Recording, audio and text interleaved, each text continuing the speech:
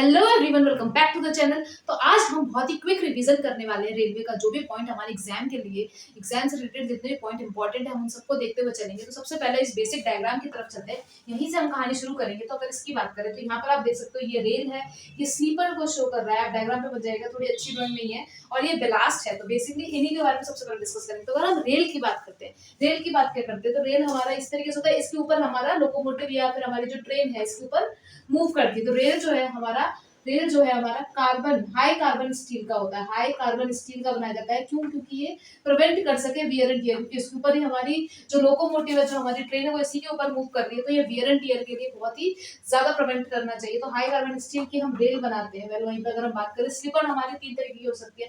या तो हम स्लीपर वुडन के बना सकते हैं, आरसीसी के बना सकते हैं, स्टील के बना सकते हैं। तो स्लीपर, आप स्लीपर की अगर हम बात करें तो स्लीपर का काम क्या है? स्लीपर का क्या काम है? जो भी रेल से हमारा लोड आ रहा है उसको नीचे ट्रांसफर करना। तो इसका एक तो ये काम हो गया कि लोड को जो बैलास्ट में ट्रांसफर कर सके। और ये क्या है, इंपॉर्टेंट ये पॉइंट है कि इलास्टिक बिहेवियर शो करना चाहिए। इलास्टिसिटी इसमें अच्छी खासी होनी चाहिए। क्यों होनी चाहिए अच्छी खासी?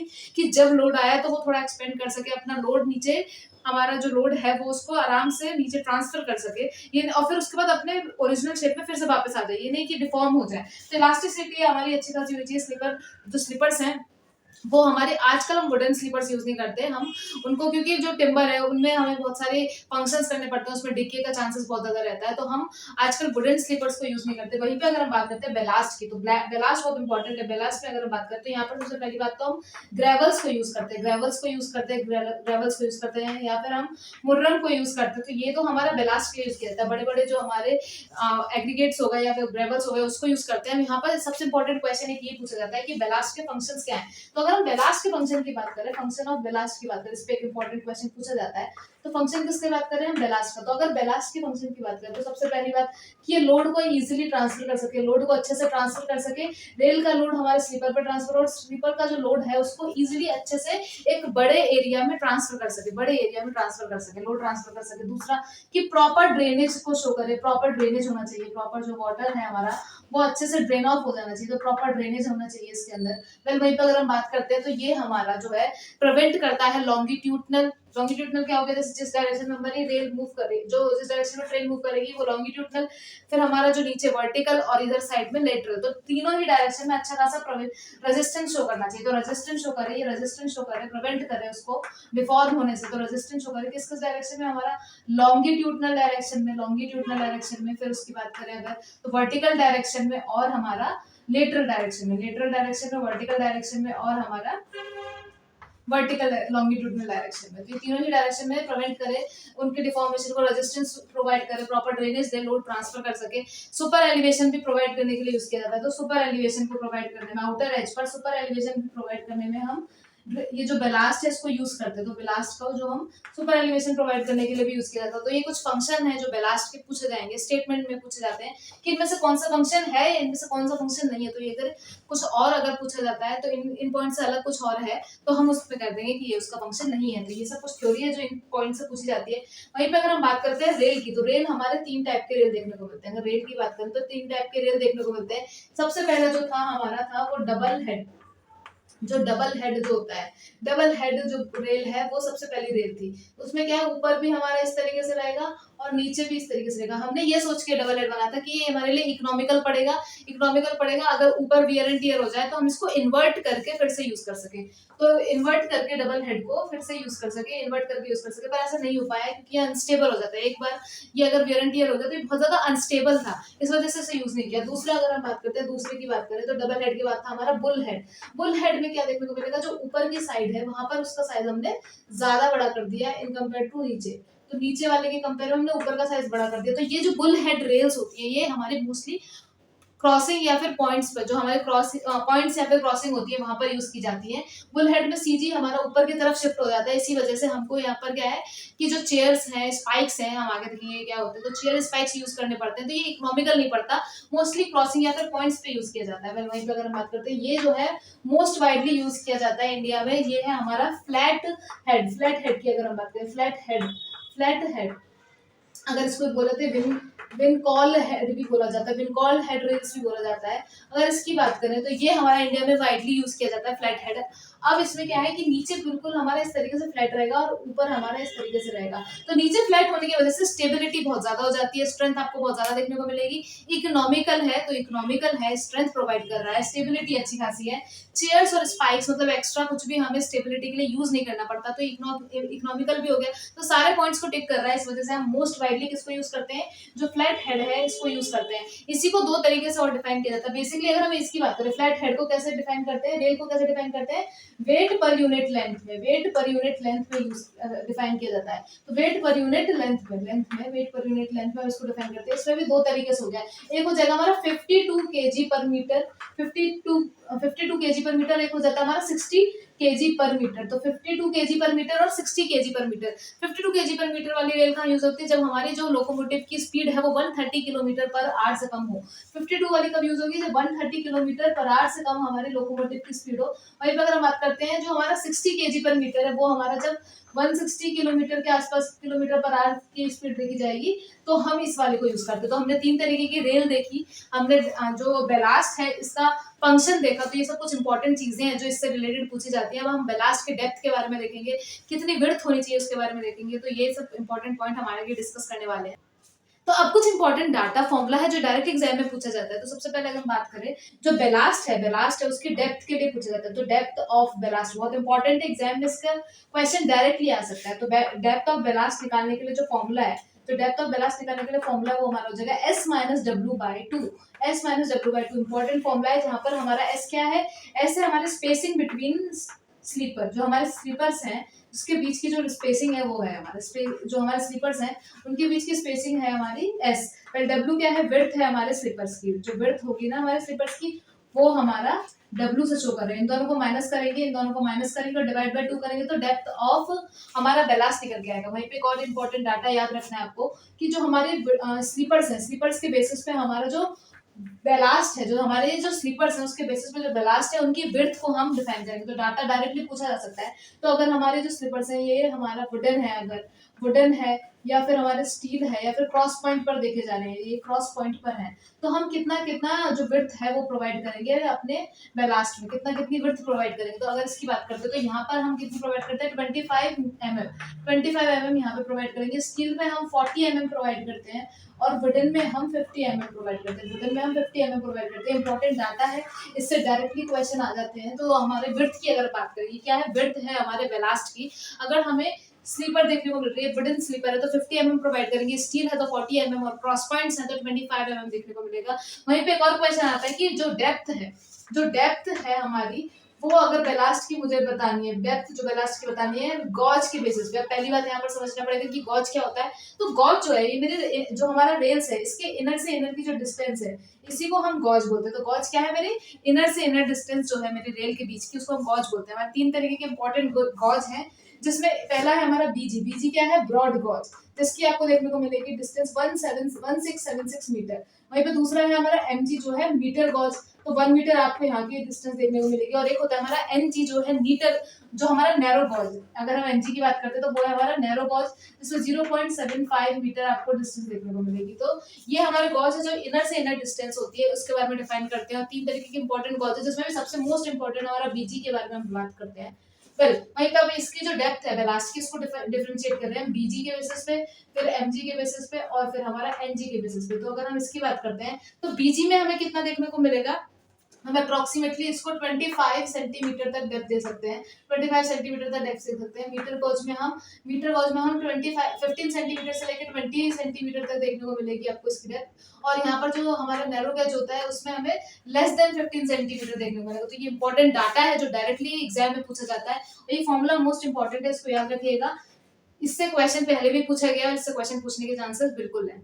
नेक्स्ट इंपॉर्टेंट टॉपिक है कोनिंग ऑफ व्हील। तो अगर हम कोनिंग ऑफ व्हील की बात करते हैं, ये तो बहुत ही सबने डाटा रट रखा होगा कि 1:20 पे हम कोन कर देते हैं व्हील को, पर करते क्यों है, क्या इसकी कहानी है, तो ये समझते हैं आज। तो कोनिंग ऑफ व्हील क्या होता है, कोनिंग ऑफ व्हील सबसे पहली बात दिक्कत क्या आ रही थी, जो हमने कोनिंग ऑफ व्हील का सॉल्यूशन निकाला तो दिक्कत जानी पड़ेगी। दिक्कत ये आ रही थी कि जब हमारी रेल है, जो हमारी रेल है इस पे हमारा जो टायर है और जो हमारी ये रेल है उस पे हमारा टायर मूव करता है। तो सपोज हमारा इस तरीके से था, पहले मान लीजिए इस तरीके से था। अब दिक्कत क्या है, जब तक स्ट्रेट पाथ पर मूव कर रहे हो तब तक कोई दिक्कत नहीं। जैसे जीवन में भी स्ट्रेट अगर सब चीज बिल्कुल स्मूथ चल रहा है तो अपना अपना हल्की डोरी चल रही है, अपने को कोई दिक्कत नहीं आ रही है। लेकिन उसी तरीके से जो हमारा व्हील है, ये सपोज ये व्हील है मेरा, ये एकदम स्ट्रेट पाथ पे चल रहा है तो हमें कोई दिक्कत नहीं है। लेकिन दिक्कत कब आई, जब हमारा पाथ हो गया सर्कुलर। अब जब आपको पता है सर्कुलर पाथ हो जाएगा, सर्कुलर पाथ हो जाएगा, सबसे पहली बात कि टायर क्या करेंगे, ड्रिफ्ट होने लगेंगे, अपने पाथ से ड्रिफ्ट होने लगेंगे। ड्रिफ्ट होने की वजह से हमने क्या लगा दिया, एक तो बैरियर लगा दिया। हमने इन पे क्या लगाया, पहले सबसे पहले बैरियर लगाया। बैरियर लगाने से क्या होगा कि ड्रिफ्ट नहीं होगी। जैसे यहाँ पर हमने बैरियर लगा दी, बैरियर लगा दी तो अब यहाँ पर क्या होगा, ये यहाँ पर रोक लेगा। टायर के बाहर एक बैरियर लगा देंगे, बैरियर लगाएंगे। अब बैरियर लगा दिया, अब प्रॉब्लम क्या आ रही है आपको यहाँ पर समझना पड़ेगा। जब हमारा सर्कुलर पाथ है तो हम जो सर्कुलर पाथ जो हम रेडियस प्रोवाइड करते हैं, कहीं पे एक सेंटर होगा इसका, तो इस सेंटर के कंपेयर में ये वाली रेडियस मेरी R1 है और यही वाली रेडियस जो मेरे दूसरे पाथ की है ये R2 हो जाएगी। तो यहाँ से आपको ये देखने को मिल रहा है कि R2 is greater than R1, जबकि स्ट्रेट पाथ में ऐसी कोई दिक्कत नहीं आती, स्ट्रेट पाथ में कोई दिक्कत नहीं आई, तो R2 is greater than R1। तो अब क्या होगा कि यहाँ पर जो है टायर मेरे को इसको जितना ये डिस्टेंस कवर करेगा 2πr कवर करेगा, और इसकी वैल्यू जो 2πr होगी दोनों सेम नहीं होनी चाहिए। ये वाली वैल्यू बड़ी होगी तभी तो, पर यहाँ पे ऐसा है नहीं, दोनों का सेम टायर है तो ये वाली रेडियस बड़ी होनी चाहिए थी, ये वाली छोटी होनी चाहिए थी, लेकिन ये नहीं कर पा रहा है। ये जो डिस्टेंस है वो कवर नहीं कर पा रहा है। इस वजह से क्या देखने को मिल रही है, डिस्कम्फर्ट देखने को मिल रहा है। डिस्कम्फर्ट देखने को मिला क्योंकि दोनों की रेडियस चेंज हो गई है सर्कुलर पाथ पर। हमारा जो सर्कुलर पाथ आया तो रेडियस चेंज होने की वजह से जो पेरीमीटर टायर को कवर करना चाहिए था वो डिफरेंट हो रहा है, तो जिस वजह से डिस्कम्फर्ट देखने को मिला। डिस्कम्फर्ट देखने को मिला तो अब मैंने क्या किया, अब हमने ये निकाला है कि हम इसकी कोनिंग कर देते हैं। कोनिंग का मतलब क्या हुआ कि हमने से 1:20 रेशियो पे 1:20 पे हमने इसको थोड़ा सा टिल्ट कर दिया। तो ये तरीके से हमने कोनिंग कर दी, इस तरीके से हमने कोनिंग कर दी। कोनिंग का रीजन समझ में आया क्योंकि डिस्कम्फर्ट हो रहा था सर्कुलर पाथ पे मूव करने पे। अब यहाँ से हमें ये पता करना पड़ेगा कि क्या कुछ फायदा हुआ कि नहीं। तो जब भी स्ट्रेट पाथ पे मूव कर रहा था, अब ये लाइन देखिए, ये जो लाइन है ये वाली लाइन कॉन्टेक्ट में आ रही होगी, बिल्कुल सही बात है। जब स्ट्रेट लाइन में मूव कर रहा है तो ये वाली लाइन कॉन्टेक्ट में आ रही है। अब लेकिन यहीं पे सर्कुलर पाथ में मूव कर रहा है, जब सर्कुलर पाथ में मूव करेगा मतलब कौन सा फोर्स लग रहा है, बाहर की तरफ mv²r वाला फोर्स लगेगा जो कि सेंट्रीफ्यूगल फोर्स है। तो ये वाला टायर का ये वाला पाथ, ये टायर जो है हमारे तरफ से ड्रिफ्ट करेगा, मतलब अगर स्ट्रेट पाथ चल रहा था तो ये रहेगा, लेकिन जिस तरीके से जब हमारा सर्कुलर पाथ है तो ये इस तरीके से ड्रिफ्ट करेगा, तो ये आउटर टायर हमारा ऐसे मूव करना चाहेगा।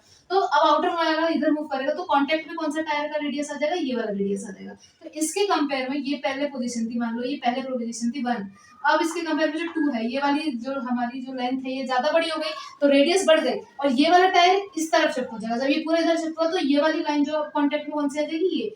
तो ये वाला 1 था और इसके लिए 2, तो इसमें इसकी रेडियस छोटी हो गई और इसकी रेडियस बड़ी हो गई। तो हमें यही तो चाहिए था कि ये वाले जो टायर, जो इनर टायर, उसकी रेडियस छोटी हो जाए और इसकी रेडियस बड़ी हो जाए, तभी तो वो इक्वल पेरीमीटर को कर पाएंगे, तो डिस्कम्फर्ट जो पैसेंजर को फील नहीं होगा। इसी वजह से हमने कोनिंग प्रोवाइड की। अब एक और दिक्कत देखने को मिल रही थी जब हमने ये प्रोवाइड किया, तो रेल हमारा इस तरीके से, जब हमारा रेल पे हमने कोनिंग प्रोवाइड किया, जब कोनिंग प्रोवाइड की है बेसिकली, तो कोनिंग प्रोवाइड करने से क्या हुआ कि जहां पे हमारा रेल से टच हो रहा है, जी जहां पर टच हो रहा है, तो ये एक ही पर्टिकुलर पॉइंट पर हमारा टच हो रहा है। एक पर्टिकुलर पॉइंट पर टच होने की वजह से क्या है, स्ट्रेस की जो वैल्यू है बहुत ज्यादा देखने को मिल रही है। स्ट्रेस की जो वैल्यू बहुत ज्यादा देखने को मिल रही है, स्ट्रेस ज्यादा होने की वजह से रेल का वियर एंड टियर के चांसेस इंक्रीज हो जाएंगे। इसी वजह से हम क्या करेंगे कि जो रेल है हम इसको भी 1:20 से, जो हमारा रेल है इसको भी 1:20 से, हम इसको थोड़ा ड्राइंग गड़बड़ है लेकिन 1:20 से इसको भी टिल्ट कर देंगे। तो जो हमारा ये रेल है इसको भी 1:20 से टिल्ट किया। अब एक और दिक्कत नहीं आई, ये स्लीपर्स पे अटैच होते हैं, स्लीपर्स पे अटैच होते हैं। अगर स्लीपर मेरी इसी तरीके से थी तो ये स्लीपर पे अटैच है, पहले ऐसे था, वर्टिकल खड़े थे पहले, अब लेकिन हमने इसको 1:20 से इसको टिल्ट किया है। तो अब बेसिकली यहाँ पर क्या देखने को मिलेगा आपको, ये बकलिंग होने की चांसेस बढ़ जाएंगे। तो यहाँ पर स्ट्रेस इंक्रीज हो रहा था, यहाँ पर क्या इंक्रीज हो रहा है, बकलिंग चांसेस इंक्रीज हो गए, बकलिंग चांसेस इंक्रीज हो गए। तो बकलिंग देखने को मिल रही थी, बकलिंग देखने को मिल रही थी। तो फिर हमने क्या डिसाइड किया कि अब स्लीपर्स को भी हम 1:20 से इसको भी हम कर देते। तो अब हमारा स्लीपर्स कुछ इस तरीके से थे, पहले स्लीपर्स हमारे कुछ इस तरीके से थे, ऐसे थे, लेकिन अब हमने क्या किया, इसको भी 1:20 से हमने इसको भी स्लोप दे दिया, 1:20 का इसको भी स्लोप दे दिया। और इसी प्रोसेस को कहते हैं adzing of sleepers. Adzing of sleepers तो पूछा जाता है ये।